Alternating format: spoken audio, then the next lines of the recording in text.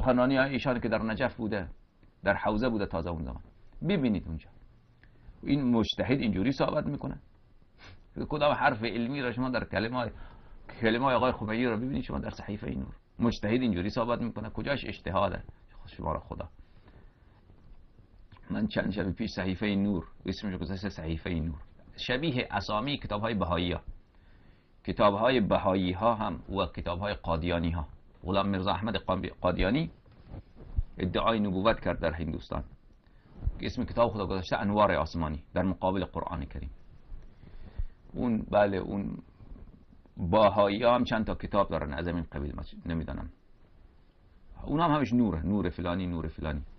صحیفه نور اینا، صحیفه نور رو ببینید، صحیفه ظلمت کجاش اجتهاد جان برادر. اگر آدم بگرده در صحیفه نور که حرفای خلاف مذهب زیاد پیدا میکنه.